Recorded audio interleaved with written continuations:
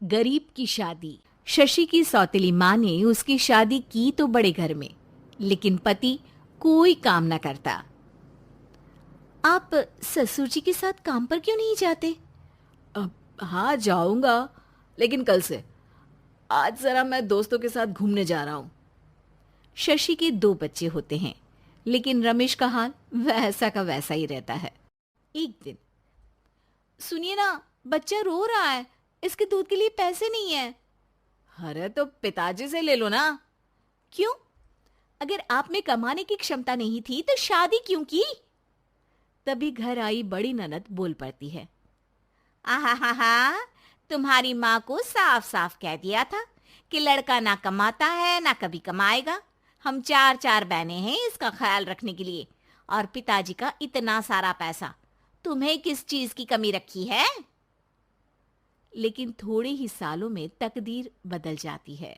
शशि का ससुराल गरीब हो जाता है। सब बिकने के बाद शशि अपने पति, बच्चे और सास के साथ किराए के मकान में आ जाती है। मैं कोई नौकरी करना चाहती हूँ दीदी। अरे इतने बड़े घर की बहू थी शशि, तुम नौकरी करोगी? नहीं नहीं नहीं नहीं। नहीं करूंगी तो घर कैसे चलेगा? बच्चों को भी तो पालना है ना। तभी शशि का भाई आ जाता है। शशि, ये ले राशन का सामान। किसी भी तरह की कोई भी जरूरत हो तो बताना। भाई, अब मैं नौकरी करूंगी। देख बहन, वैसे तो मैं तेरे साथ हूं, लेकिन हाँ, मैं ये भी चाहता हूं कि तू अपने पैरों पर खड़ी हो जा।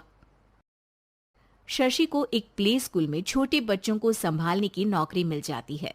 एक दिन, शशि, मेरे स्कूल को अब तुम संभाल लो। मैं कुछ दिनों के लिए अपने बेटे के पास जा रही हूं।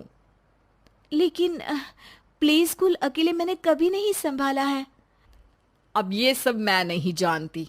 इतने महीनों में तूने जो देखा, बस पूरे आत्मविश्वास के साथ उसे करना।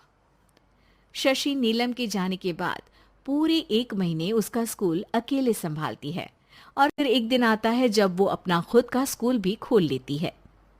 वाह शशि, तुमने आज मेरा सर गर्व से ऊंचा कर दिया। तुम्हारा यही आत्मविश्वास तुम्हें बहुत आगे ले जाएगा। नीलम, बहुत आगे जाने की चाह नहीं है।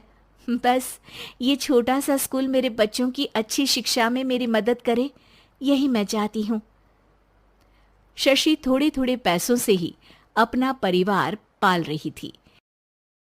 एक दिन उसके घर उसकी बड़ी ननद आती है। अरे भाभी, घर में कूलर तो लगा लेती, मेरी माँ को कैसे पंखे में लिटा रखा है? अरे तो शशि कौन सा एसी लगा कर सो रही है? वो भी तो यहीं रहती है ना मेरे पास। ज्यादा यहाँ आकर मेरी बहू को परेशान न किया करो। हाँ हाँ, मुझे भी शौक नहीं है इस छोटे से घर में आने का। मैं तो बस ये बोलने आई थी कि मेरे बेटे की शादी है तो ननिहाल का जो नेग होता है वो ले आना।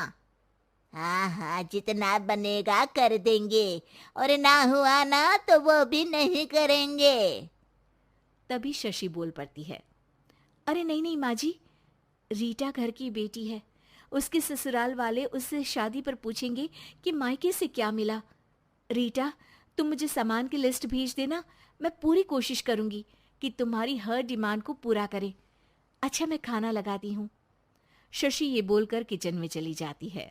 धीरे धीरे कर शशि किसी न किसी तरह अपनी सारी ननदों की डिमांड भी पूरी करती, बच्चों की ख्वाहिशें भी, और उनकी पढ़ाई के लिए पैसे जोड़ती। एक दिन जब शशि का बेटा 12वीं पास करके आता है।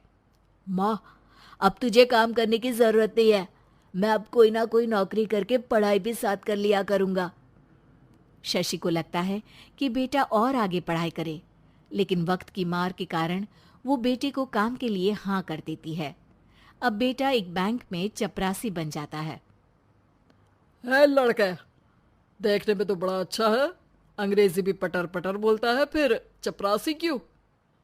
लड़का सारी बात मैनेजर को बता देता है। अच्छा, तो मैं तुझे एक मौका देता हूँ। तू यहाँ रहकर दूसरे डिपार्टमेंट का भी काम सीख। अगर तू किसी एक का भी काम अच्छे से सीख गया तो मैं तुझे यहाँ टेबल चेयर में बैठने वाली नौकरी दे दूंगा। लेकिन एक दिन शशि की ननद उसे फोन करती है। अरे भाभी, देखो मायका तो मेरा तुम लोगों से ही है। मैंने आपके बेटे और मेरे भतीजे प्रदीप के लिए यहाँ एक नौकरी देखी है। पूरे 5,000 मिलेंगे। वैसे करता ही क्या है, चपरासी ही तो है ना। कोई बात नहीं रीटा, मैं उसे इस शहर के बाहर नहीं भेजना चाहती हूँ। बाकी वो शाम को आएगा तो मैं पूछ लेती हूँ। वहीं प्रदीप मैनेजर की बात से खुश हो जाता है और मैनेजर के काम पर ही नजर रखने लगता है। वो उनकी तरह के पेपर पढ़ता, काम करता और आने वाले लोगों की बातें सुनता। एक दिन बैंक में ऑडिट वाले आते हैं। ये गलत है, पूरी बैलेंस शीट नहीं मिल रही है, कहीं ना कहीं गड़बड़ है। ए मैनेजर, क्या करते हो? बैंक के पैसों का हिसाब सही नहीं है। मैनेजर के पसीने छूट जाते हैं। तभी प्रदीप वहां जाता है। अब क्या मैं ये बैलेंस शीट देख सकता हूँ? अरे बेटा मजाक नहीं, जाओ पानी लेकर आओ एक गिलास।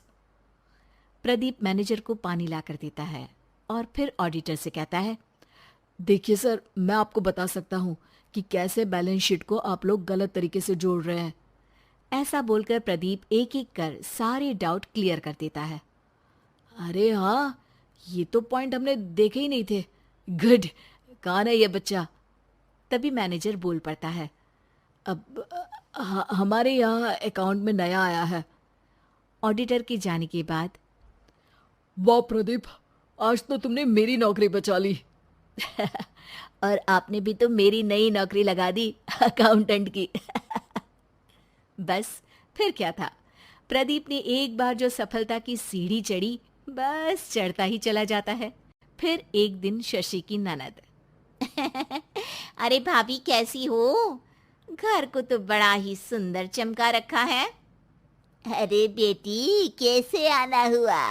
तू तो इस छोटे से घर में आना भी नहीं चाहती थी। कोई खास काम है क्या? अब हाँ, वो माँ, मेरा जो मजला बेटा है ना, वो अकाउंट से पढ़ाई कर रहा है, तो प्रदीप से बोलकर उसकी भी कहीं अच्छी नौकरी लगा दो ना। सास और शशि समझ जाते हैं कि कैसे पैसे आते ही लोगों के बात करने के तरीके से लेकर रिश्ते निभाने तक में बदलाव आ जाता है।